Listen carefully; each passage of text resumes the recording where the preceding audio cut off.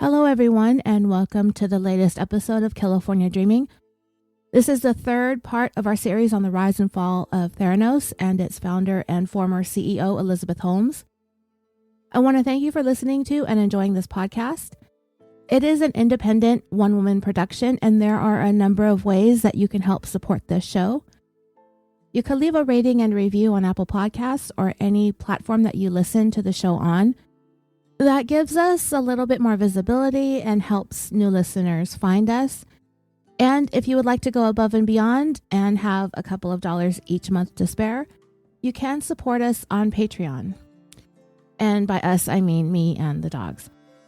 You'll gain access to dozens of full-length exclusive bonuses, and you will be helping us keep the lights on over here. This show relies 100% on your donations, which are greatly appreciated. And this week, I would like to thank Susan B., Kathleen M., Deborah M., Chris P., Gwen N., Diane J., Sarah O., Dean S., Tiffany C., Jane G., Sandra P., Ash, Corey S., Nanu W., and Joy N. for joining Patreon, or raising their pledge to the next tier, or going annual, or making a one-time donation through PayPal. And if you don't want to join Patreon and you would like to do the one-time donation thing, you can do so using our email, killaforniapod@gmail.com. The sources for this episode include the book Bad Blood by John Carreyrou, as well as articles online, which will be credited as needed in the show, as well as in the show notes, where you can find the links to everything. So let's go ahead and get back to this multi-part series of Killafornia Dreaming, the tale of a girl boss, and the Silicon Valley of Lies.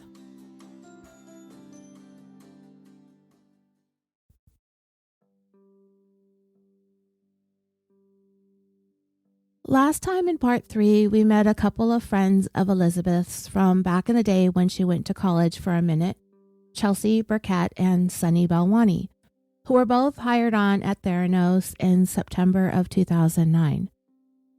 Chelsea came on board working in client solutions, which a more accurate title would have been client problems. She represented Theranos at 2 failed Edison demonstrations in Belgium and Mexico, and the demonstrations in Mexico were at hospitals, or at a hospital, where patients were being tested for the pandemic at the time, the swine flu. Those experiences in part ultimately led Chelsea to say adios to Theranos. The other reason for her abrupt departure had to do with Sunny. He ran Theranos like a dictator, with a serious case of Napoleon complex.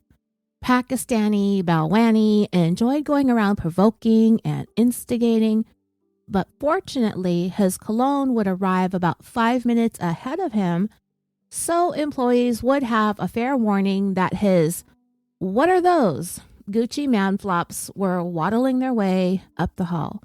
I wouldn't be surprised, though, if the truth was that Chelsea was actually developing a secondhand itch from Sunny's chest hair vaulting out of his shirt every time he inhaled and exhaled. She parted ways after about 3 months of her life that she will never get back. We also got to know a bit more about Sunny, which was part entertaining, part WTF, meaning we contemplated WTF Elizabeth saw in Sunny. I don't think we landed on a definitive answer to that question beyond it's yet another sign that she's as unstable as a bag of Edisons. We saw Sunny get involved in a number of verbal altercations with Theranos employees, which Sunny never really ended up on the losing end of, despite being the biggest, hairiest loser in the building. We also met the Walgreens executives who were so sprung on Elizabeth that they hastily signed on with Theranos, ignoring many red flags and warnings from lab consultant Kevin Hunter that there was something fishy going on here. We left off with the Walgreens deal appearing to have the green light to move forward with the Theranos collab, along with a deal with Safeway grocery stores in the works, and was also getting the go-ahead. I'm going to get back to the timeline where we left off, but I found an interesting article on Forbes.com where they actually interviewed Dr. Richard Fwiz. And seriously, that's how it's pronounced. I looked it up, and so because I found it on the internet, that's the way it is. It has to be true.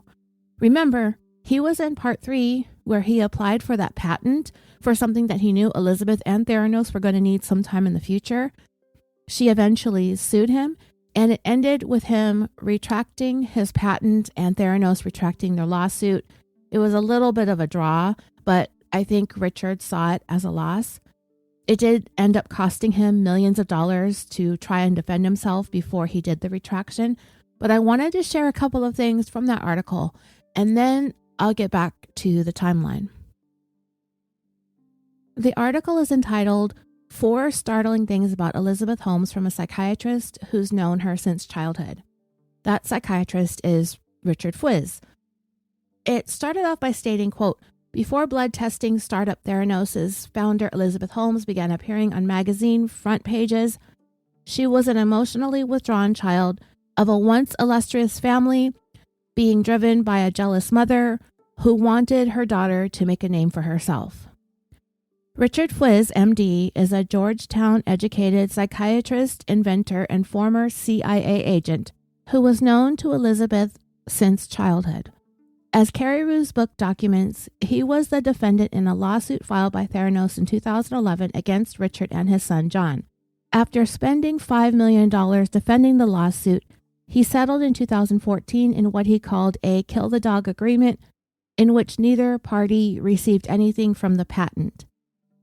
The contributing writer of the article, Peter Cohen, interviewed Fwiz twice, once in October of 2015, so that would be before Theranos fell, and then again in February of 2019, after the fall.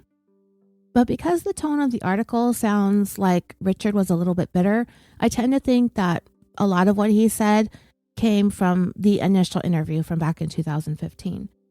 There were 4 takeaways from the article, but I'm only going to share a couple of them. And then one of them is a storyline that I haven't gotten to yet, so I don't want any spoilers right now. I have formed some of my own opinions about Richard back when we discussed him in part 3, and I don't necessarily agree with some of the things that he's had to say about Elizabeth here. And there are some things that I do agree with, and even one thing that he said that I've been kind of thinking all along, but have refrained from saying because it's kind of a bold statement and I'm not exactly sure where the truth lies. So the first takeaway is that Elizabeth was pushed hard by her jealous mom.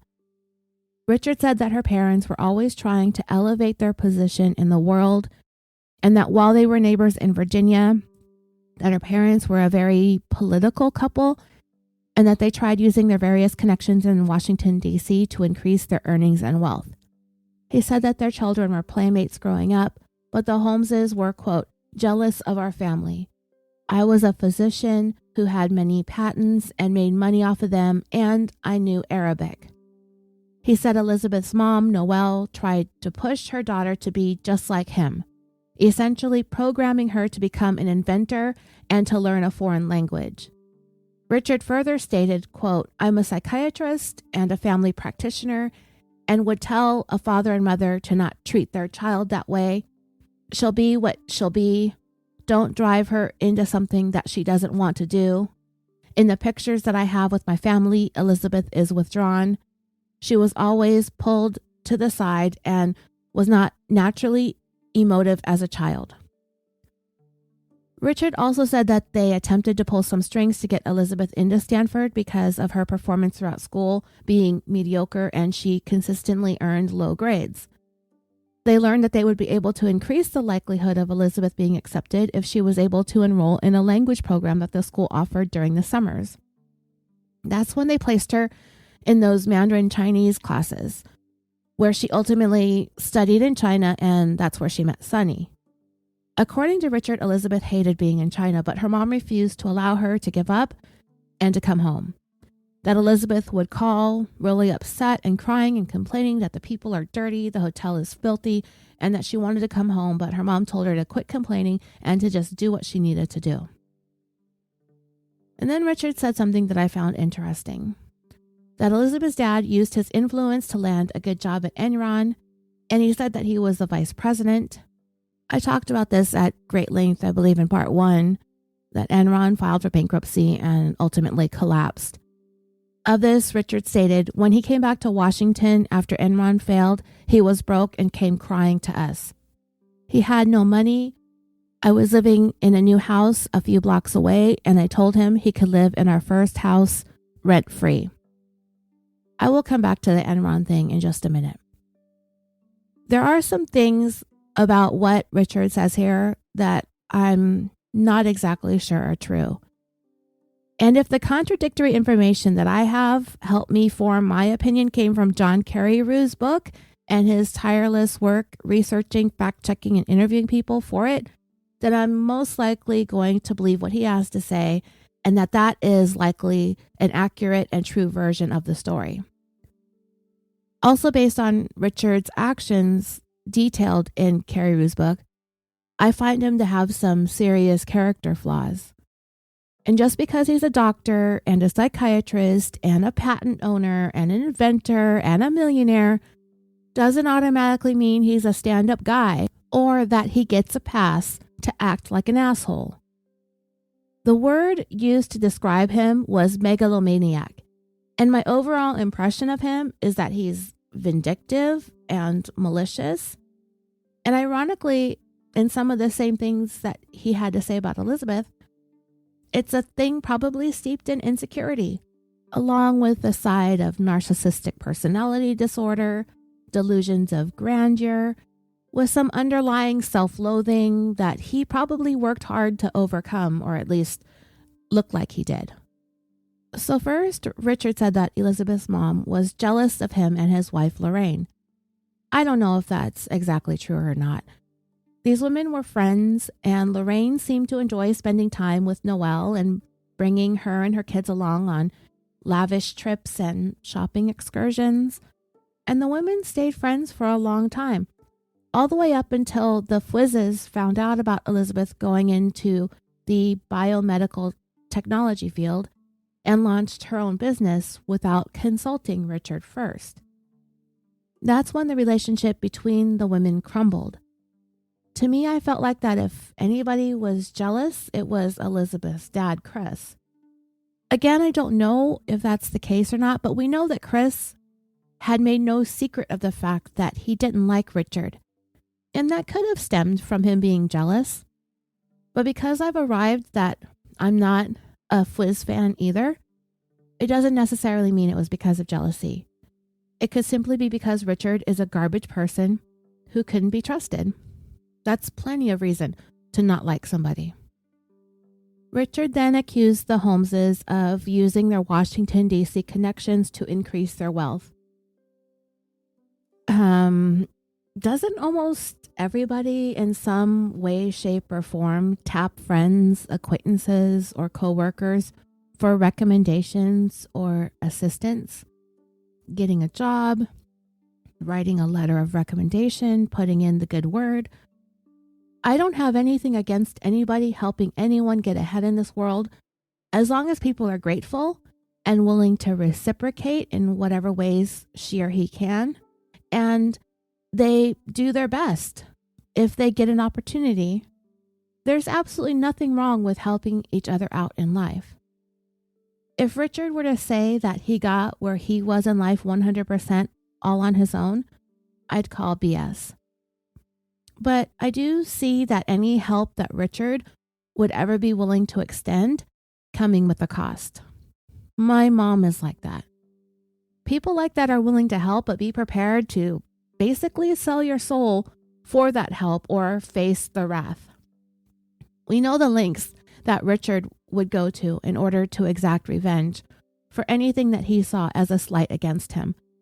I talked a lot about this in part 2 and the things that he did.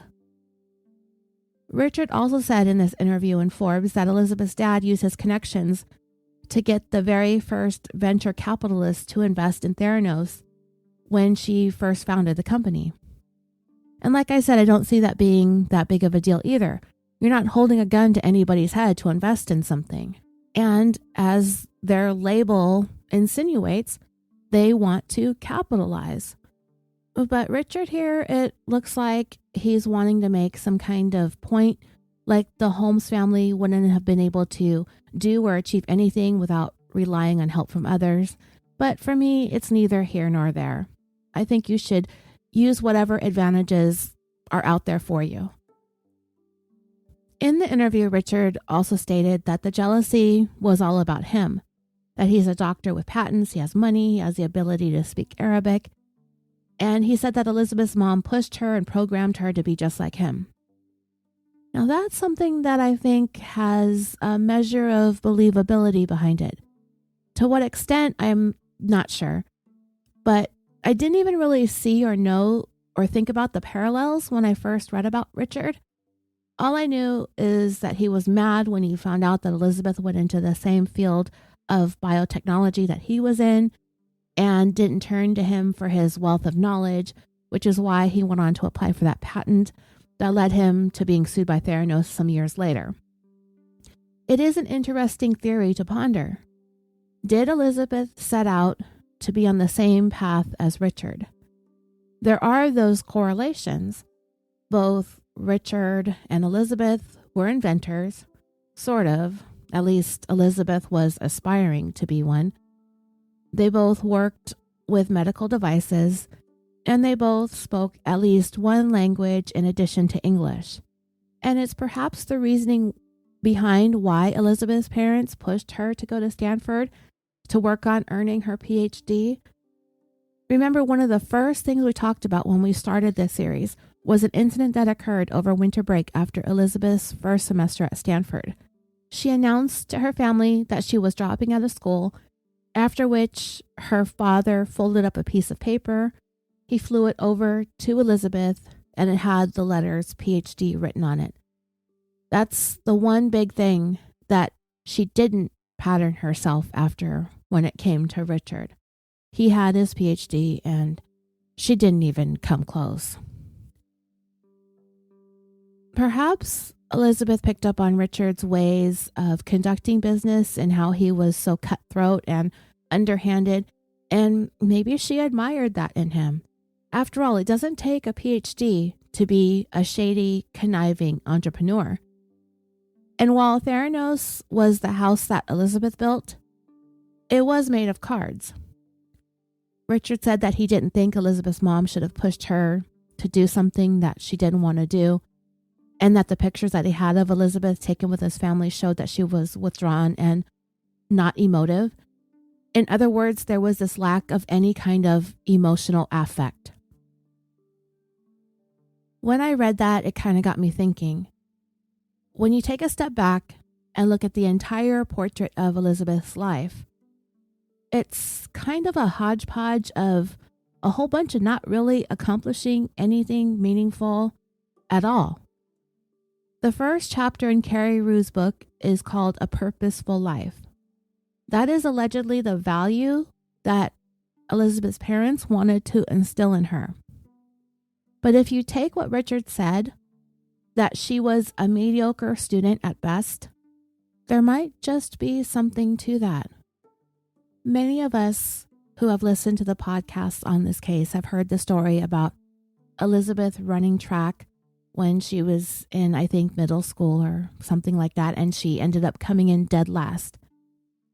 Like, it was so dead last that apparently the other kids laughed and made fun of her, and Elizabeth was so humiliated that she decided she was never going to come in last ever again. And that's just kind of another example of Elizabeth's mediocrity. Richard also said that her parents took steps to increase the chances of her getting accepted into Stanford by sending her to that Mandarin Chinese class. And if we go back to part 1, we know that they managed to get her into that program that was really supposed to be for current Stanford students. But because Elizabeth had been working with a Mandarin tutor ahead of that, and because she managed to impress with her ability to speak Chinese, an exception was made for her and she was allowed to enroll. So if Elizabeth's parents were under the impression that getting her into those classes increased the likelihood of her being accepted into Stanford, then we can assume that they had some concerns about her chances to get in based purely on her academic performance, her extracurriculars, her SAT scores, things of that nature. That perhaps her parents feared that she wasn't enough on her own to get in because she was a mediocre student. Also, according to Richard, Elizabeth tried to quit that Mandarin program in China, but her mom flat out refused to allow her to come home, telling her to just get with the program. If he is to be believed, then that is yet another thing Elizabeth tried to drop out of. We also know that once she got into Stanford, she immediately wanted to drop out. And I say immediately because she was only one semester in, during which Elizabeth admittedly was not attending classes. And I would bet that she probably never wanted to apply at Stanford at all, much less go, because perhaps her mediocrity would surely carry over into college and she would just be embarrassing herself and wasting her time and money. Yeah, there are professors who have sung her praises that she was so exceptional and brilliant and unlike any other student, blah, blah, blah. But if Elizabeth Holmes has taught us anything, it's that it doesn't take high achievement in school to be able to hustle. If she was able to beg, borrow, and steal her way to being the CEO of a $9 billion company, she'd be able to beguile a handful of Stanford teachers, no problem. And let's face it, most of the people up to this point that Elizabeth has worked her magic on are men. From the college professors to the Theranos board members to the venture capitalists to the corporate and pharma executives. And dreamers, I by no means want to take anything away from truly strong and powerful women who have legitimately made their way to the top and did not rely on beauty and feminine charm to get there. And I also do not want to take anything away from strong, powerful women who use whatever tools they have in their arsenal, as long as they do it with integrity. But let's face it, Elizabeth had everybody fooled for the better part of 15 years. She had to have done something to get those rich, powerful men to not even concern themselves with all of the troubling things that they should have been concerned with. But instead, they just took Elizabeth at face value because she was so well-spoken and so easy on the eyes. And when we finally get to the time that Theranos was founded in 2003 until it went defunct in 2018, in those 15 years, when you break it all down and you take everything away and peel away all the layers, Elizabeth Holmes accomplished nothing. And that's the common theme in her life since childhood. And now we know she's been convicted of wire fraud, and she's looking at some possible serious time in federal prison.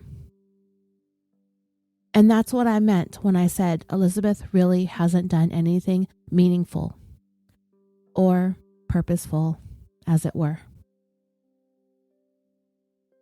As for the statement that Richard made about Elizabeth's dad, Chris, using his connections to land a great job with Enron, when I brought up Enron previously, I was getting the impression that there was this idea going around the internet and maybe around some of you that because Enron had collapsed in one of the biggest, most dramatic downfalls in history, that there was something shady about Chris being linked to the company.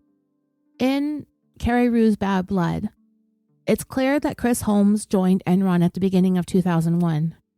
And if he used some of his connections to help him land the job, as Richard Fwiz had stated in his interview, then more power to him. This was just about 8 months before Enron hit its all-time peak valuation, a little over $90 a share, and it was projected to reach as high as $130 to $140 per share. But in just 3 short months, Enron's stock dwindled to 26 cents, and the company filed for bankruptcy that December of 2001. So all told, Chris Holmes worked there for less than a year. And contrary to what Richard said in his interview about Chris being the vice president, I believe that to be untrue. And not only do I believe that to be incorrect, in the same breath, Richard said that Chris came home to him broken crying. There is no way that Chris, knowing what we know about how he felt about Richard, would go crying to him. I don't believe it for a second. In Carrie Wu's book, it was said to be more like Chris asking him for advice and whatnot. And both his book and the article in Forbes brought up the house that Richard offered to Chris and Noelle to live in for free. However, Richard failed to say in his interview that Chris turned down his offer. And I have read in various articles online that Chris Holmes lived in a house that Richard Fwiz owned for free. This is not true. He turned it down. But as this story has made its way over the internet, I think Richard has perpetuated this false narrative of him allowing Chris Holmes and his family to stay in his home for free. In addition to that, if Chris Holmes had been the vice president of Enron, would he really have come back to Washington, D.C. completely, totally flat broke? I mean, it's possible, but we do know that many of the executives at Enron sold all of their stock in the months leading up to the collapse. And the vice president would have most likely been in on that unless Chris Holmes had a measure of integrity, which to me, it kind of sounds like he does. And maybe he did go home flat broke. I can't imagine that he didn't start saving some money from his salary during his time there. But again, I'll never believe that Chris went crying to Richard Fwiz.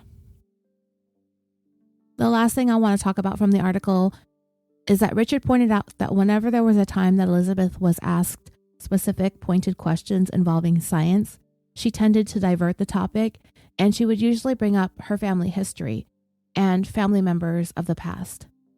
And in this instance, I tend to agree with Richard, though he is pretty harsh and it sounds like a lot of sour grapes when the article stated that he had a dim view of her business and technical skills and viewed her as a con artist. As he said, first of all, Theranos' business makes no sense. Medical testing is not a profitable business, and Theranos is selling tests at below market prices. Also, the girl has no scientific education. She is not very intelligent. She is more con than substance. She was interested in how do you con people, not how do you win with substance. And when anybody ever challenged her about her scientific or technical knowledge or acuity for business, she would start talking about her family members. Her great-great-grandfather, who was a surgeon, and the Christian R. Holmes General Hospital in Cincinnati that's named after him, and that he married the daughter of the Fleischmann Yeast Company founder, Charles Fleischmann. So because Elizabeth had no experience in business or science or biomedicine or biotechnology or anything really relative to Theranos, she would circumvent the tough questions by referencing her family in an effort to establish credibility for herself and Theranos.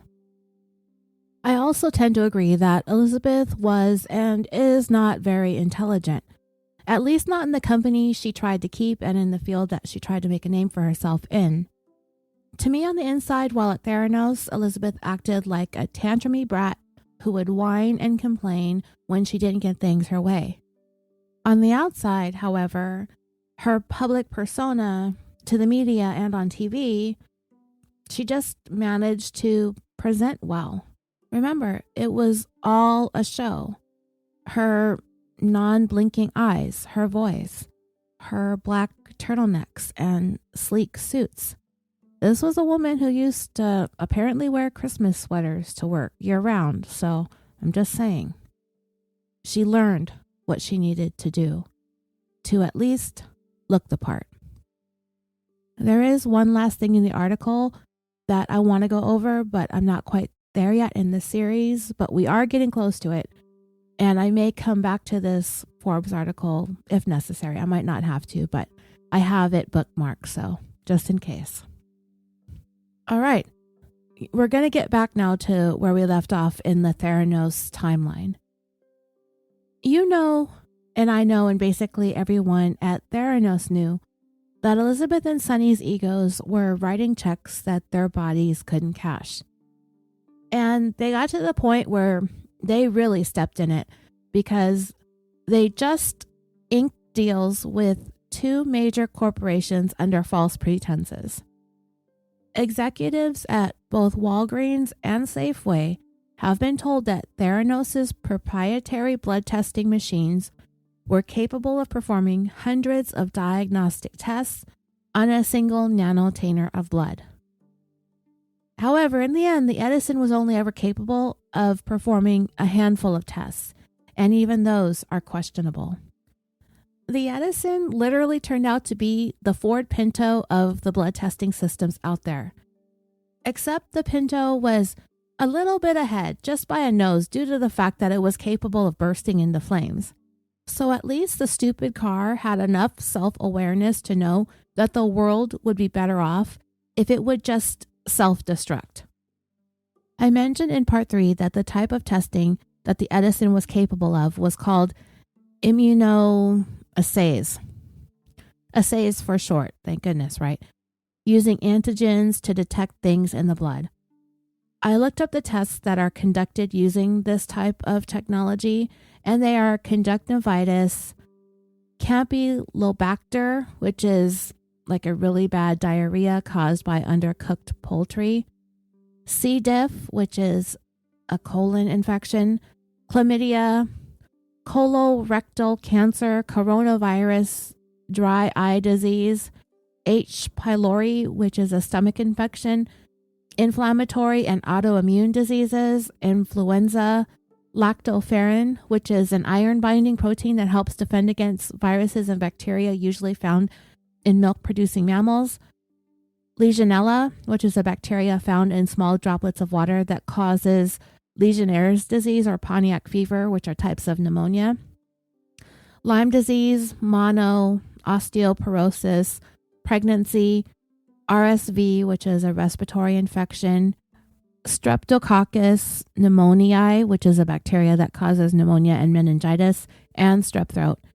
In John Carreyrou's book, he mentioned that the assay tests that were conducted also include common tests like vitamin D levels and prostate cancer, while some other articles I read said that the testing can also measure drug levels and hormone levels and markers for certain types of cancer.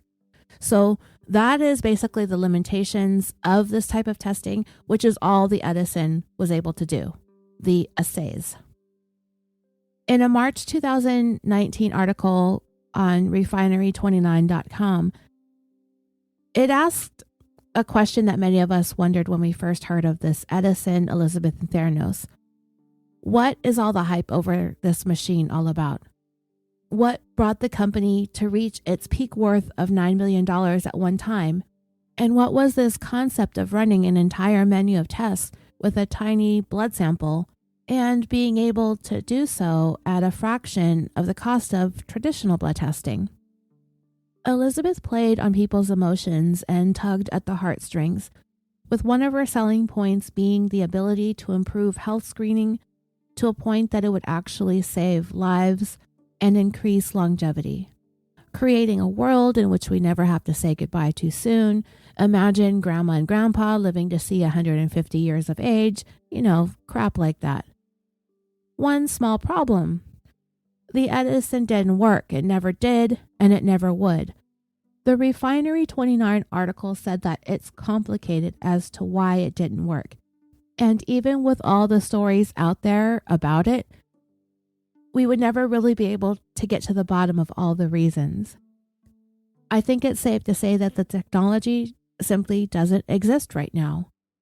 It might someday, and maybe then history may tell a different story about Elizabeth being a visionary or whatever. So yeah, I'm going to start working on a space pod that travels so fast around the Milky Way that it will actually slow time down for me. And then when I get back to Earth, you all will be dead, and I would have aged only a couple of years. I'll get started on it next week. Send your venture capital money by clicking the Fund My Bullshit Idea button on my website, and you guys could start calling me a visionary too.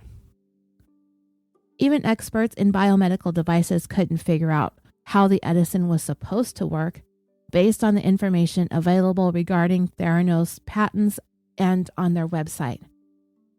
So even if leaders in the field had no idea what the Edison was actually supposed to do and how it was allegedly doing it, then it's probably not groundbreaking. And it was in this article where I learned of the menu. Not only did it list more than 240 different tests that the Edison offered, it also had a price next to it. 240 menu items, all in alphabetical order. It used to be on the Theranos website, which no longer exists, but there is a link to the menu, and I'm sure the whole website is on the Wayback Machine, but the menu is astounding. I'll post a link to it when this episode goes up, but I'll share some of the tests that Theranos claimed that it would run and the costs. The headline of their webpage reads, "Unparalleled transparency" in bold letters at the top with the image of a child being seen by a doctor. And then it says, "You wouldn't go to a grocery store that didn't have price tags. Why should getting a blood test be any different? At Theranos, our prices are always online and available. They are a fraction of other labs, and if you have insurance, they are often less than the copay. It's all a part of making lab testing as accessible as possible." Some of the tests on the menu include adenovirus for $29.15, and they have a variety of drugs listed all the way through in alphabetical order, such as amphetamines, benzodiazepines, cocaine, marijuana. It goes on and on. Other basic tests include anemia for $27.64, basic health for men $54.30, basic health for women $41.78, blood typing $4.06, various cancer antigens $14.16, carbon dioxide $3.33, chlamydia, gonorrhea, HIV $40.51, cholesterol $2.96, diabetes assessment $18.39, electrolytes $4.78, hepatitis A, B, and C testings that range from $5.56 to $117.96, insulin $7.78, iron $4.41, MMR immunity $27.85, mumps $8.88, potassium $3.13. That's just an example. Like I said, I'll post the link to the Wayback Machine image of this menu. I also want to say that the vast majority of the items listed on the menu, many of them are quite routine, like glucose and cholesterol, but they need a completely different type of lab testing, and it's testing that the Edison is not capable of. So even if the Edison somehow managed to work mechanically on what it was capable of, it still couldn't do what Elizabeth had promised it could do. But testing aside, the machine was a clusterfuck of problems inside of it. Pieces of the Edison would just fall off, the cartridge door wouldn't close. And remember the heaters that I told you about in the last episode? Those were incapable of keeping the temperature exactly where it needed to be in order for it to function at all. And I definitely do not want to take away anything from the people who worked their fingers to the bone trying to get this machine to work. The scientists, the engineers, the chemists, the designers. Elizabeth and Sonny hired legit people to do this work. And they did everything that they could to try and figure out how to get this thing to do what was being promised. Unfortunately, they were constrained to the very tight and specific parameters from which Elizabeth was unwilling to deviate from, not even in the slightest. And if anyone took issue with it or brought up concerns, they were either fired or they resigned. I have said throughout this series that I believe Elizabeth had the mindset that if she kept willing it to happen, if she pushed and forced her staff to make it happen, that someday they would get there. After 15 years and hundreds, if not thousands of employees and billions of dollars, it was all for naught. Even though the tests that were being run on the Edison were giving out faulty results or no results at all, Elizabeth continued to repeatedly lie to everybody, potential investors, companies, venture capitalists, and the media, insisting that Theranos was changing the world with groundbreaking technology. She never indicated that there was ever a problem with the testing or the results, with the exception of giving out a bunch of excuses. She never admitted to the truth. What Elizabeth did need was a whole other device that was capable of conducting more than just the assay test, especially at that time, towards the end of 2010, when Edisons were fixing to go to market inside Walgreens stores. She hired a new engineer, Kent Frankovic, and he was given the job of designing a brand new Edison with the ability of running a wider array of blood tests. Kent graduated from Stanford with a master's in mechanical engineering, and he had worked at NASA's Jet Propulsion Lab, where he was part of the team that built the Mars rover. Once Kent was working at Theranos, he brought in a friend from NASA named Greg Bainey, who had left NASA to work at SpaceX for a time. So these guys are basically brilliant, and probably amongst the best Elizabeth could have hoped for when it came to getting the Edison functioning how she wanted it to the specs that she demanded. And she treated the two of them very, very well. In fact, Carrie Ruth stated in his book that for a time they were her favorites. And basically they had free range with the budget and company credit cards to get whatever they wanted or needed to make her fantasy a reality. And the machine that they were going to create was no longer going to be referred to as the Edison. Instead, they called it the Mini Lab. Again, another indication of what Elizabeth refused to allow for any flexibility in design. The size. It had to be small. In the end, she didn't want mini labs in stores. She wanted them in people's homes, so they had to be small and sleek, like a George Foreman grill or a Keurig. And by the way, the official stylization of the word mini lab is for all the letters to be in lowercase, except for the L in lab. So it's lowercase MINI, capital L, lowercase AB, just like iPhone and iPod. Those words start with the lowercase I, followed by one capitalized letter, and then the rest lowercase. I'm not sure if anybody picked up on that, but it's another thing that Elizabeth lifted from Apple. So the problem was, of all the types of testing techniques that are out there, the tests that the Edison was doing were feasible to an extent when it came to scaling it down in size. To an extent. Because, as I said, it never worked right. The tests that Elizabeth wanted to do with the mini lab would require it to have many more doohickeys inside. And what do I mean by doohickeys? Well, as listed in Bad Blood, the Edison had one laboratory instrument inside it, a photomultiplier tube. The mini lab would need the photomultiplier with 3 additional instruments: a spectrophotometer, a cytometer, and an isothermal amplifier. So, in other words, doohickeys. And guess what? None of this technology is new. The spectrophotometer was invented in 1941 by Arnold Beckman.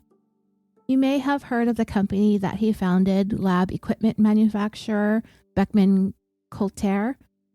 Fun fact, from the time that I was born until I was about 12 or 13, my dad worked for Beckman. At the time, it was called Beckman Instruments. And when my mom's brother came over from Vietnam, he helped him get a job there too. My dad had been looking for a job after he got back from Vietnam with my mom, and so he went to apply at Beckman, which was located in Fullerton, California.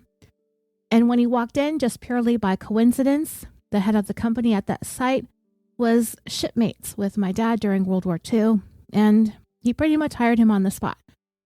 But anyway, a Hush, quiet. Sorry, there was a barky dog outside. So anyway, a spectrophotometer beams light through blood, and based on how much of that light is absorbed, things like cholesterol, glucose, and hemoglobin levels can be measured. The cytometer was invented in the late 1800s, and it counts blood cells and can diagnose anemia, cancer of the blood, HIV, among other diseases. Isothermal amplification has something to do with DNA, RNA, and enzymes in order to detect specific diseases. So out of these doohickeys, the photomultiplier tube that was used in the Edison is the smallest. And I'm only guessing here because I can only see them on images online, and usually there's, somebody's hand that is manipulating the device, so you can kind of get an idea of what size these things are. But the photomultiplier in the Edison is the smallest, and it looks to be about the size of a soda can.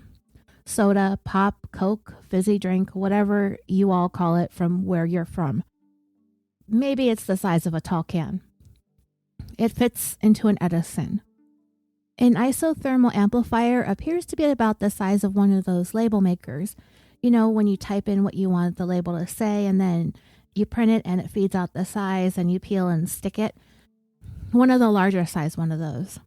The spectrophotometer looks like it ranges in size from about a gaming console to an average sized inkjet printer.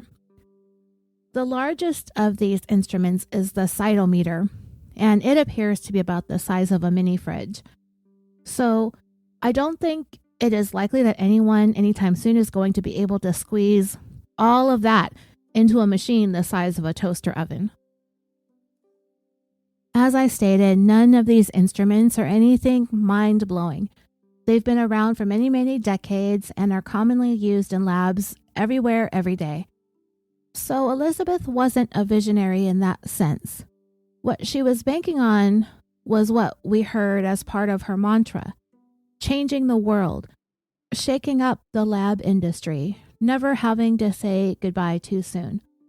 And to her, what that meant was the average person being able to have easy access to blood testing, eliminating the need for tubes of blood to be drawn from a patient and sent out to a centralized lab, to being able to head to Walgreens and to get the same test done for much less blood, for much less money.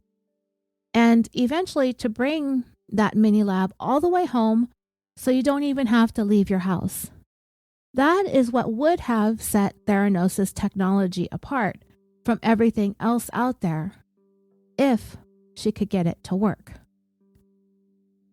In Carrierou's book, he brought up an existing portable mini blood analyzer called a Piccolo Express. He said it looked like a mini ATM machine, and when I looked it up, he wasn't wrong. It's actually kind of cute. It's about the size of a small coffee maker. It is able to perform 31 different blood tests, and results would be printed out in about 12 minutes. The patient could get about 6 different tests completed with no more than 4 drops of blood, and these would be the most common blood tests that people require on a regular basis. The mini lab that Elizabeth envisioned would be capable of running many times more tests than the Piccolo Express. It would set her machine apart by leaps and bounds, if it worked. Greg Bainey started off by studying the various types of instruments out there that I mentioned above by purchasing ones that were already on the market, the doohickeys, and going from there.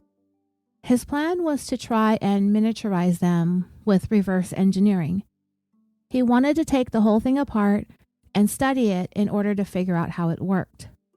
And instead of attempting to build their own, he decided what they would do was take instruments that were already on the market and then build this amalgamation of all of them put together.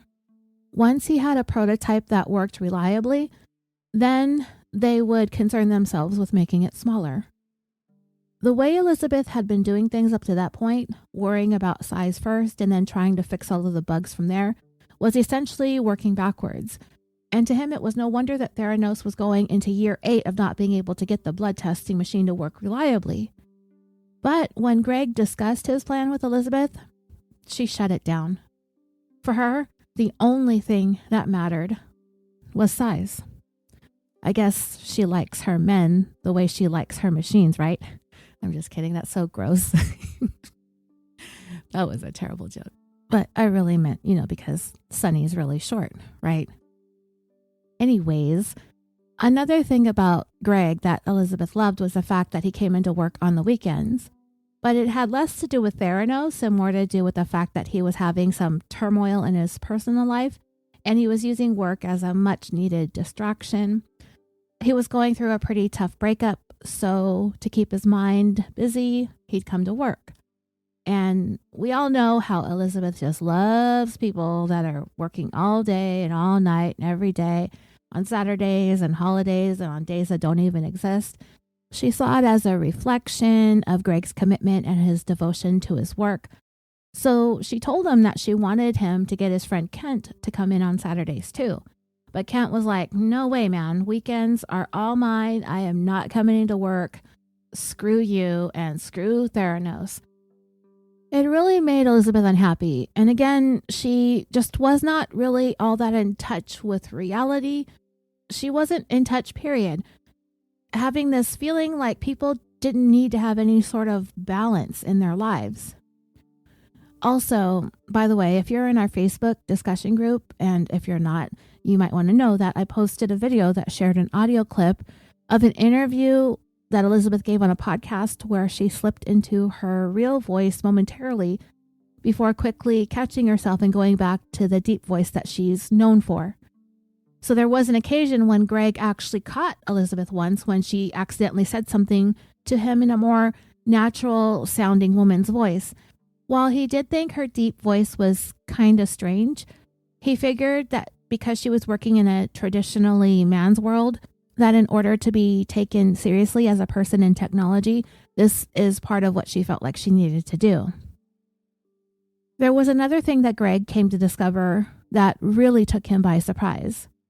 He had become friends with chemist and board member Gary Frenzel. While Gary was kind of a large, disheveled, unkempt gentleman, Greg said that he wore tattered up baggy jeans, big, huge t-shirts, and Crocs. And no hate on Crocs, because I do know that those shoes have a dedicated fan base.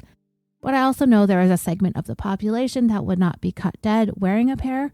And when I worked with children, I loved them. In wet, dry, sand, wood chips, socks, no socks. They worked pretty much through everything. They were easy to put on, easy to take off, easy to clean. They dried fast. But anyway, even though Gary was a little frumpy frump, Greg found him to be absolutely brilliant. One of the most brilliant people at Theranos. So, you can't judge a man by the Crocs that he wears. Well, there was one day when Greg and Gary were headed home for the day. And as they were talking, Gary sort of whispered that Elizabeth and Sonny were, boinking. Greg immediately thought that the whole thing was totally improper for the workplace. Not the workplace gossip, because, gossip. But boss 1 and boss 2 having relations. And it wasn't so much that they were doing it, it was the fact that they were keeping it a secret. In fact, Greg thought it was a thing that every employee should be made aware of. After finding out this juicy tidbit, Greg first worked on getting the image of Elizabeth getting all hobnobby with good old chest hairs and gold chains. After that, it really caused him to begin to question everything about Theranos and what kind of company that they had going on here.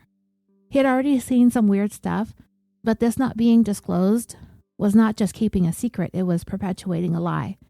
And working for a dishonest company that lacked integrity was a huge problem for him. And that's, we know, something completely foreign to Elizabeth. And then in early 2011, just about 4 or 5 months after Greg Bainey was hired on, Elizabeth went next level nepotism and hired her little bro, Christian. He apparently finished school back in 2009, but didn't have any sort of credentials in the field of laboratory testing to have been named Theranos' director of product management, yet there he was. He might as well have been hired to stand on the corner outside of Theranos spinning a sign for all Elizabeth cared when it came to qualifications. No hate on sign spinning either, because I know I'd be smacking myself upside the head with that thing even if I tried. But it isn't exactly brain surgery either. All that mattered to Elizabeth was that she would be able to trust him implicitly. Christian did have the same big blue eyes that Elizabeth had, but I'm fairly sure he blinks and her voice is a number of octaves deeper than his. I'm kidding, but I actually don't know that.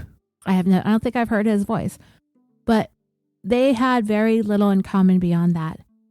Of him, Carrie Rue wrote, Christian was a handsome young man with eyes the same deep shade of blue as his sister's, but that is where the similarities between them began and ended. Christian had none of his sister's ambition and drive. He was a regular guy who liked to watch sports, chase girls, and party with friends. After graduating from Duke University in 2009, he worked as an analyst at a Washington, D.C. firm that advised corporations about best practices. How ironic, right? I'm just going to say this right now. I do not like Christian Holmes, not one single bit. He is the kind of trifling, apathetic, privileged loser that just gets to skate by in life because he's a spoiled little asshole that gets everything handed to him. And this is my opinion, but I find him to just be a shitty person. And I don't know. I feel like there are people out there who don't get a fair shake. And then there's people like Christian who everything just comes so easy to, and they just don't deserve it, you know? It'd be another story if Christian worked his ass off and earned his, but no. He is the poster asshat for privilege. I mean, I don't much like Pakistani Balwani either, but at least he's fun to crack jokes about. Christian Holmes, he's just such a dick. It's not even funny. Well, maybe it is a little bit. I just can't stand people like him. And it's not just about coming from a family with money. In fact, we know there are some times when the Holmeses struggled. But I didn't get the sense that they ever did without. And at least on Elizabeth's part, there were some issues with some deep insecurities as she grew up. And having means as a kid doesn't necessarily alleviate that. Anyway, when Christian was hired on at Theranos, and remember, he's the director of product management. When he got there, he didn't do jack shit. Most of his time was spent looking at articles on ESPN.com, Yahoo Sports, NFL.com, whatever websites with all of the sports news. And do you want to know how he went about doing this without looking conspicuous? Because we all know that Sonny Sunshine is sitting up in his little captain's booster seat in his little command center, looking at his little spy cameras, looking over everybody's cubicles to see what everyone was doing and what they were looking at on their computers. So what Christian's little punk ass would do is copy and paste the text from those articles and put them into a composed email window. So when Sonny would be looking over everybody's shoulder, it would appear as though he was reading company emails. Can you imagine just sitting there in some cushy office in the Silicon Valley getting paid some ass backwards ridiculous salary to do absolutely nothing? It just really gets me cheesed off. Okay, and you know, I almost feel like I'm getting overly bent out of shape over this. I just get tired of the privilege. And not just the privilege, but taking advantage of it and taking it for granted. A lot of us come from money. I can't sit here and say that I had it rough growing up in that sense, but I still worked from the time that I was 16, with the exception of a couple of years when my daughter was in school. My daughter is an adult now, and she works hard. Can you guys hear the snorting sounds that Fred is making right now? He's over there rolling around on his back, doing some crazy snorting and grunting. I'm just gonna have to ride this out for a few minutes. He won't shut up. Okay. I think he's over it. Where was I? Oh yeah, so I was talking about the problem that I had with privilege and working and getting jobs that you don't deserve. Maybe it's one of those things that stems from issues that I have with my mom, who, she really wanted to get out of Vietnam, and she found my dad. He's much older, wealthy, American, and she never had to or wanted to lift a finger ever since. And frankly, I think she's paying for it now, with my dad having died 15 years ago and decades of doing close to nothing but sitting around the house and watching TV, basically. It seems to have taken a toll on her overall health. My mom is lazy. She is one of the laziest people on the planet, and perhaps that's why I'm so bothered by this. But that's enough psychoanalyzing myself here. I don't like Christian Holmes, and I just don't like the way that he conducted himself at work. So now you want to know what Christian did next? Not too long after he was hired, he managed to get 5 of his fraternity bros from Duke jobs at Theranos too, so that they can turn the place into their own personal animal house.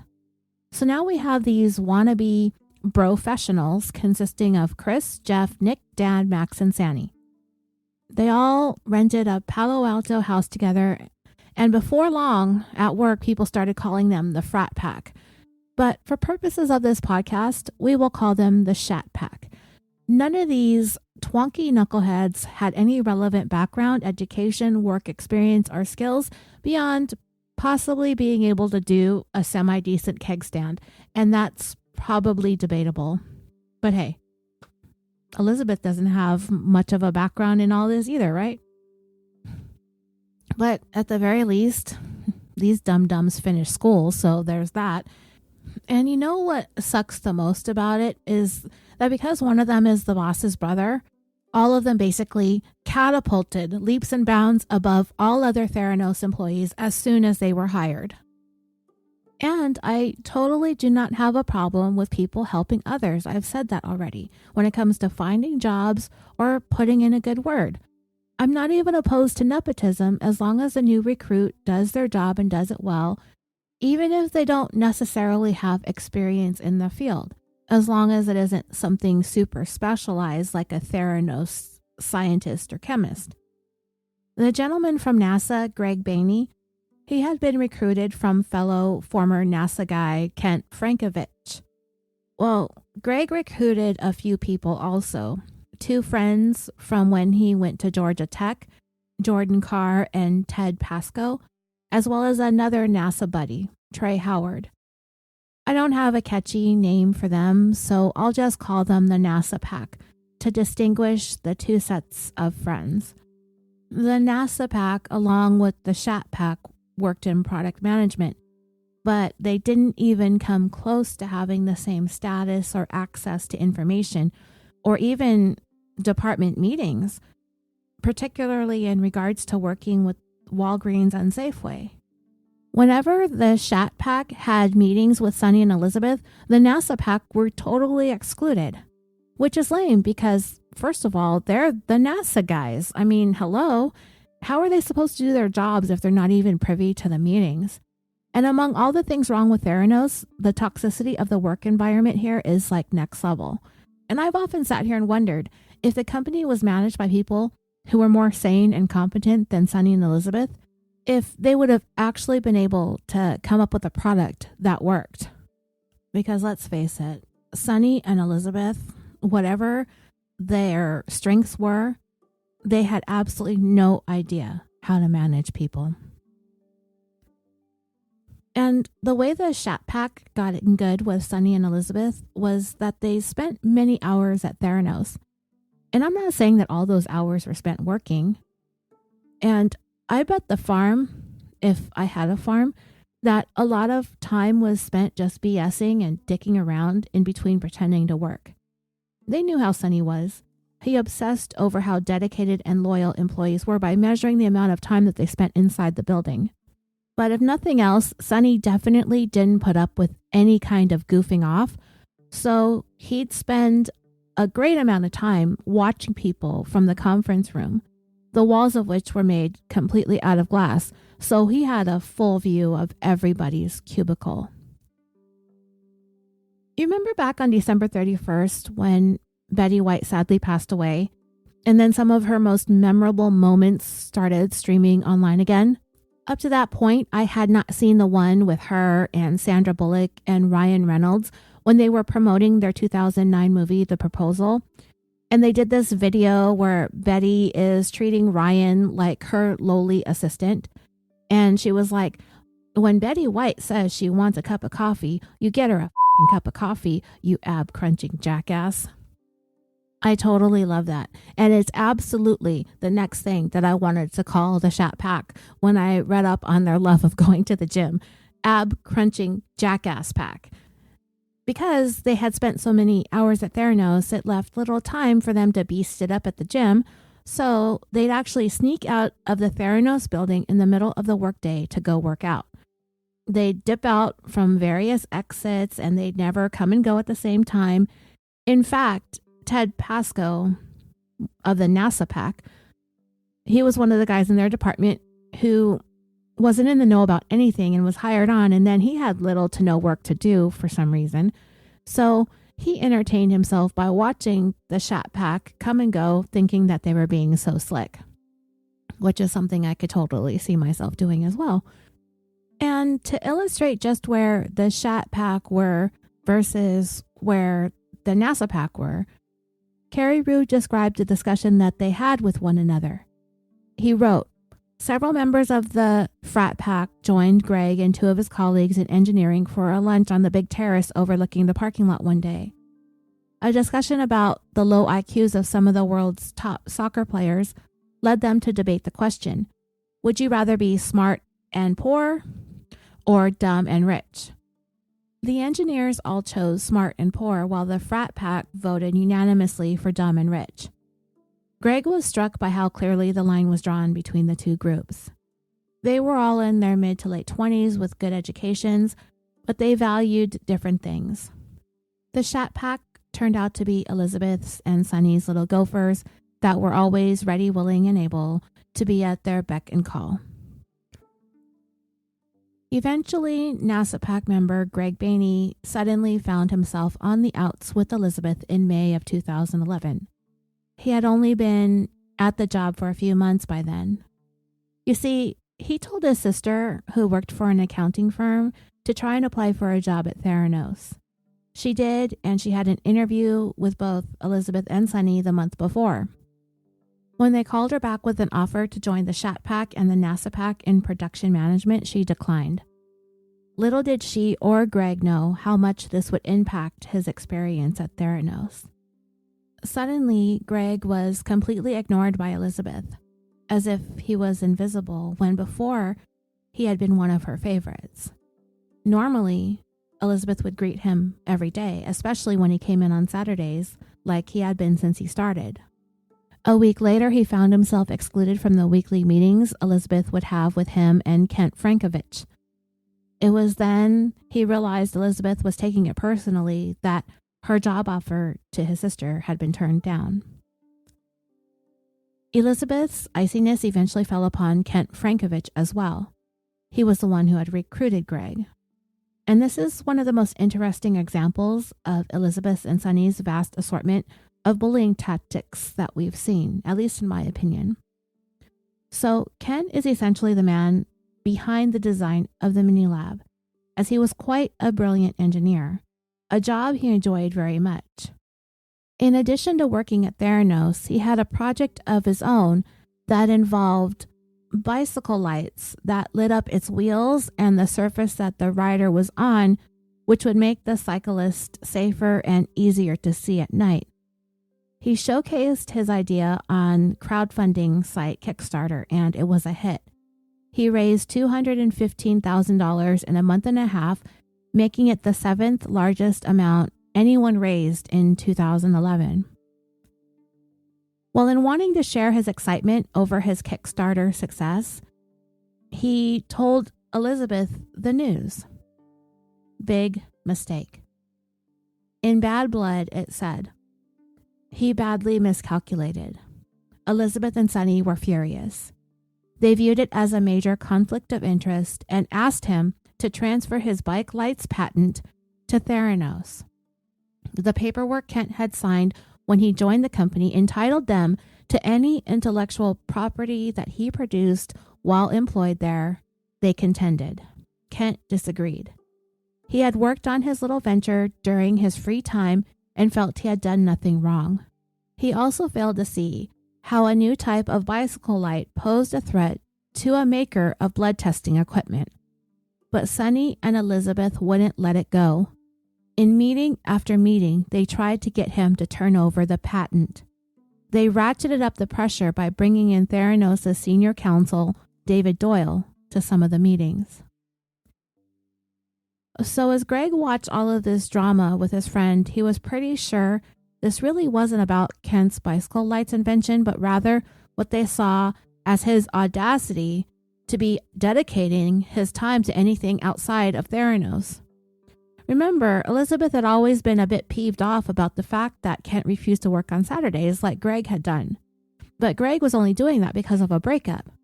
If things in his personal life were good and he was seeing someone and everything was all hunky-dory, he'd probably want to spend the weekends with said person.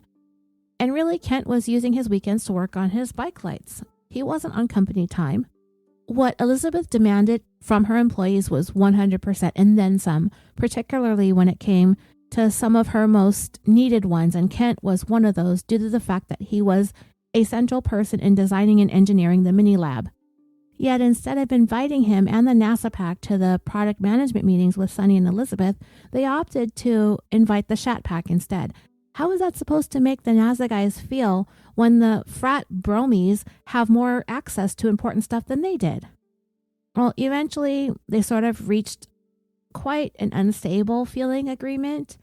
Kent could go ahead and take some time off to work on his bike project, and once he was finished, they could discuss the possibility of him returning to Theranos and what the terms of that potential return would be. So it didn't really sound all that promising. But now with Kent gone, Elizabeth had a poo-poo, boo-hoo attitude, and in order to make up for Kent's absence, she turned up the pressure on Greg and his team to fill his shoes. He felt like there was all this desperation and imperativeness emanating from both Elizabeth and Sonny, as if they needed to have the mini lab up and running within a certain time frame, but they all had no idea what that time frame was or what the time frame was for. That's how oblivious these two kept their employees. Greg didn't know what was going on, but he could tell that they were obligated to something or someone. And the strain of the pressure from Elizabeth fell mostly on Greg. At their meetings, she never spoke first. She would sit there, stone-faced, unblinking, deadpan. It was so uncomfortable. She also lingered around him like a helicopter parent whenever he was working, to a point where she even confronted him about feeling a sense of cynicism oozing from him. She sensed it. He didn't even have to say anything. I don't find Elizabeth to be a particularly perceptive person, so the cynicism must have been exploding off of Greg like fireworks. He quickly came up with an excuse that he was kind of disappointed about some of the recent applicants that they had interviewed who weren't offered jobs, even though he thought that they had good qualifications. Elizabeth bought it and she lightened up a little bit, but she told him that he needed to communicate these things to her. At the end of 2011, a number of buses were hired to take Theranos employees, about 100 of them, to Fogarty Winery for the company Christmas party, and it was a place that Elizabeth really enjoyed. And at this Christmas party, Queen Elizabeth did her favorite thing in the world. She gave this big monologue about how great Theranos' vision is, and if you aren't with her, then get the F out, stating, "The mini lab is the most important thing humanity has ever built. If you don't believe this is the case, then you should leave now. Everyone needs to work as hard as humanly possible to deliver it." So I'm going to resoundingly disagree with that statement, though it gives you a glimpse into Elizabeth's obtuse thinking and how pretentious and grandiose she is. The most important thing that humanity ever built?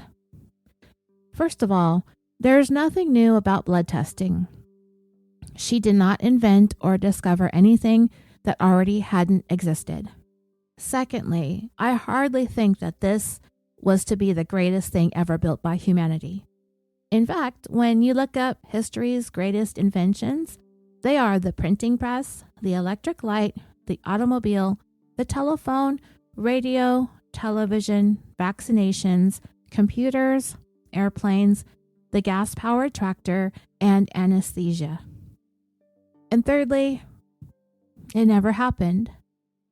Maybe she thought it would if she could just keep up the charade long enough for Theranos engineers, scientists, and chemists to get there, but they never would. Especially not in the way that she managed Theranos with fear, threats, intimidation, demoralization, bullying, secrecy, and lies. So Greg and his buddy Trey were sitting there listening to all this phooey. They knew Elizabeth thought that she was just like the cat's pajamas, right?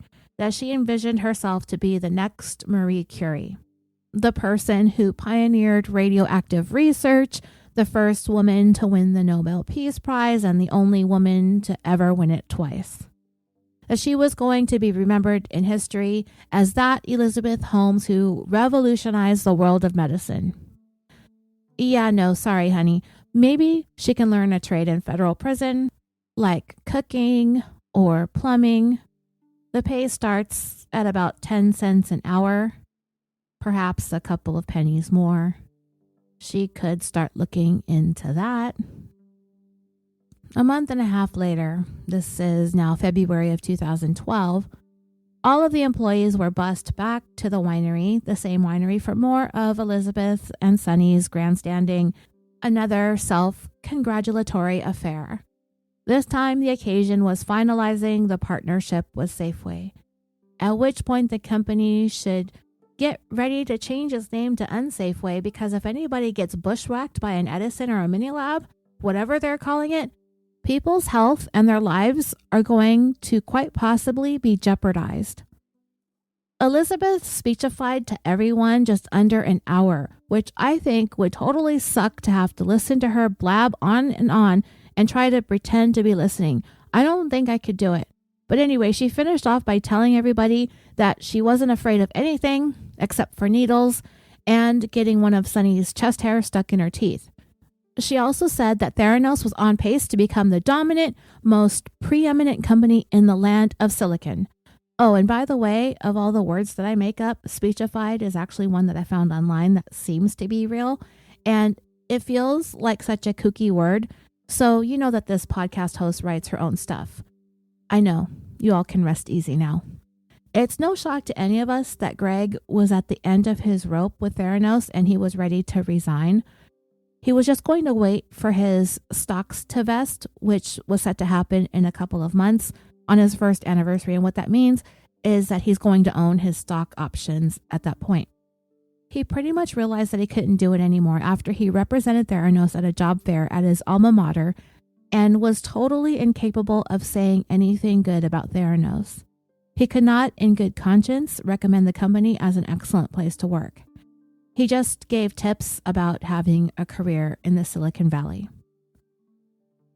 The biggest problem among a superabundance of problems to Greg was the fact that Sonny and Elizabeth won't pull their damn heads out of their asses and see that what they have on their hands is only a prototype. Yet they're trying to pass it off as the real deal. Like a $100 pair of blue Gucci shoes at the Slauson Swap Meet in South Los Angeles. By the way, I Googled knockoff Gucci man shoes, and I found Sonny's favorite blue shoes in this velvet house slipper form with fur top lines. And I'm pretty certain that people who wear those shoes regularly probably get punched in the face a lot. The bottom line with the mini lab is that they needed much more time to work out all the bugs in the thing, and it needed to go through several rounds of prototyping and testing. But Sonny had already ordered the parts for 100 machines to be patterned after the prototype. Carrie Rue wrote, "It was as if Boeing built one plane without doing a single flight test and told passengers to hop aboard."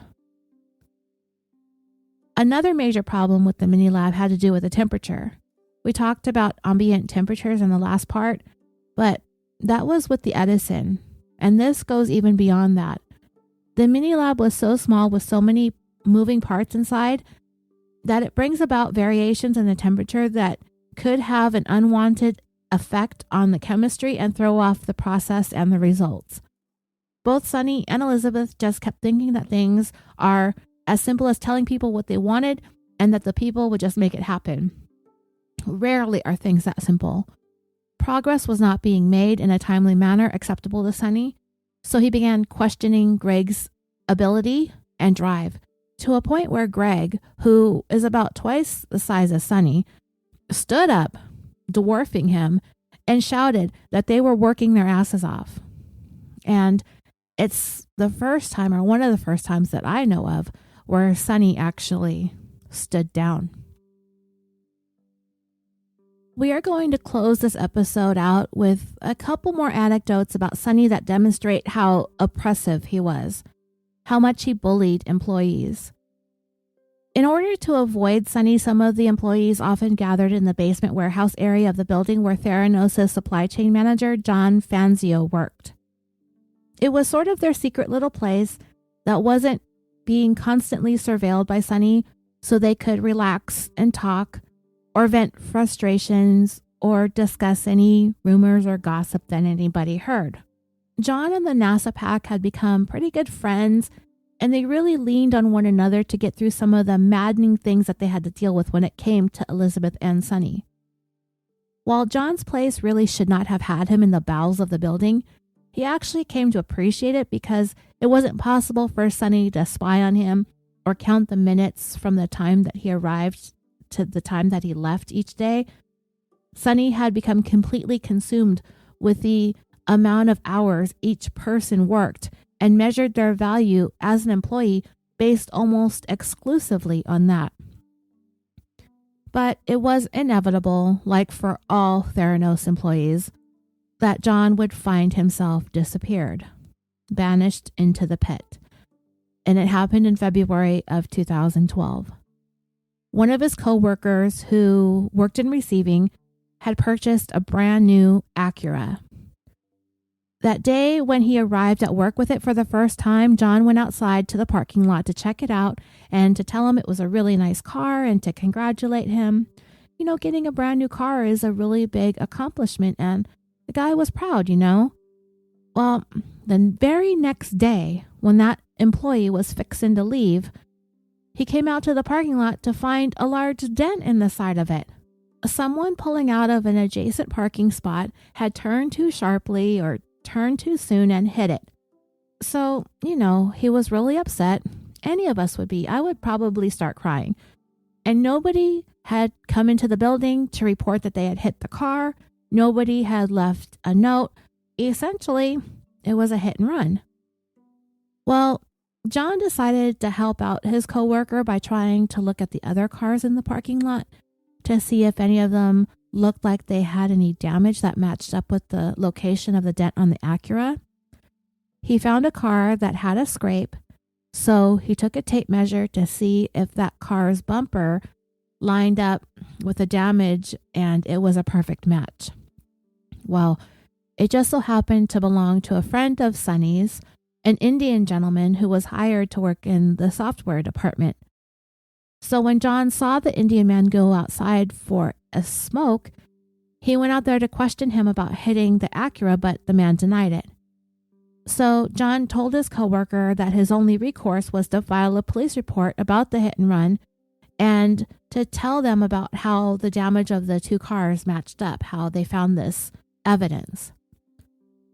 This Indian man went crying and complaining to Sonny about being accused of hitting a car in the parking lot, and that is when the shit hit the fan again. Sonny came storming down into the warehouse in such a rage that he was visibly trembling. He got into John's face and screamed that if he wants to play cop, then go play cop. At that point, he snapped at a member of the security staff to get John out of the building. Another indentured Theranos employee bites the dust. And Greg, who had really come to like John, was pretty shook over the firing, and it only confirmed for him that his decision to leave was the right one. 1 month after John's termination, Greg had reached his breaking point. One of the younger engineers in his department had accidentally damaged a couple of electrical boards that were a part of the mini lab. Here comes Supreme Leader Sonny flying off the handle once again. He became engaged in a knockdown, drag-out hissy fit, ordering Greg and a colleague of his named Tom Brummett to disclose who it was that burned up the electrical boards. Being protective of the young man, they both refused to reveal his identity because they knew that Sonny would disappear him. Sonny was so off the deep end and so outrageously bent out of shape over this that it was all Greg could take. His 1-year anniversary had just passed, his stocks vested, so that very same day that this incident with the electrical boards happened, he went into Sonny's office and turned in his resignation letter. Shortly afterwards, Sonny wanted to speak to the rest of Greg's NASA pack to see where they stood with everything, and they told Sonny that they were not affected by Greg's resignation and intended to continue working as faithfully as ever at Theranos. Whether or not that was true, we can't say for sure, but they knew that that was what Sonny needed to hear, or else he'd make their lives miserable too, or he would disappear them. And in a show that Elizabeth was right there on board with Sonny in her own vindictive little ways, on Greg's final Saturday at work, everyone gathered at an enormous manufacturing plant and warehouse that Theranos leased for the production of the mini lab in mass quantities. And they were there to be introduced to the building and for Elizabeth to give another one of her speeches, but this time Greg could feel that Elizabeth's stare was cutting into him when she stated, "If anyone here believes you are not working on the best thing humans have ever built, or if you are cynical, then you should just leave." She also made it a point to heap on some extra love and adoration for the rest of Greg's NASA pack as a way of publicly admonishing him one last time. Finally, I'm going to tell you about one more employee who also made his way down into the banishment pit of former Theranos employees. This time, it was a pretty large fellow, a burly guy named Del Barnwell, affectionately referred to as Big Del. And to me, it kind of sounds like something you'd find on a menu at Del Taco. Before working at Theranos as a software engineer, Big Del was a helicopter pilot in the Marine Corps. And Sonny had gone about watching Big Del's comings and goings each day, the time that he arrived for work and the time that he left. And for shame, it amounted to 8 hours each day. The nerve of this guy, right?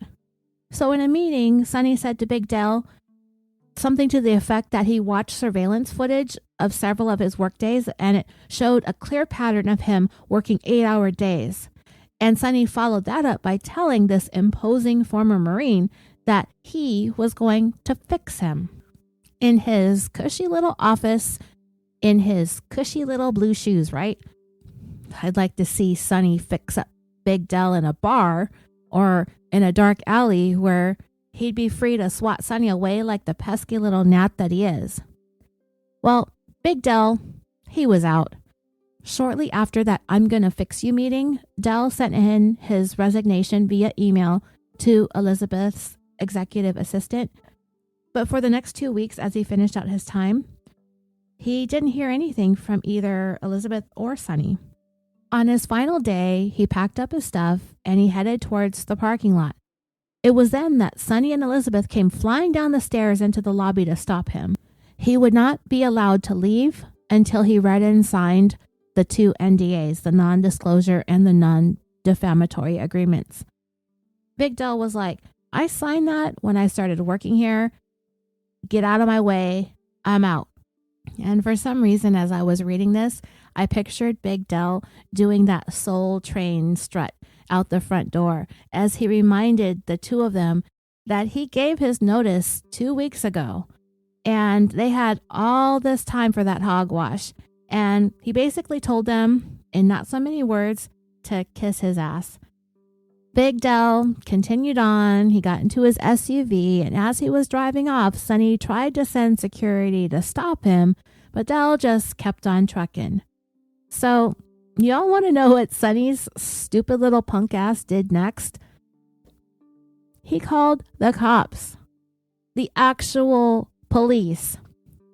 I don't know if he called 911 or not, but when the police showed up about 20 minutes later, and this officer, he drove into the parking lot all casual and slow, no lights, no sirens, rolling his eyes the whole way over there. He probably took one look at Sonny and knew that this was some bullshit call. Sonny flagged down the officer and started making a big fuss. One of their employees had quit and took some company property with him when he left. And the cop asked what the employee took, and Sonny shouted, he stole property in his mind. And dreamers, I wish I saw the look on this cop's face, and I wish I knew what he said back, but I don't. And in bad blood, Carrie Rue just ended the incident like that, and I am mad at it. That's all the details I have on that story. If anybody out there in the world has any more details about this incident, I would love to know it. What happened with the cop? What did he say to Sonny? What did he do? Did he get mad? I wish they would have given him a ticket for wasting his time or something.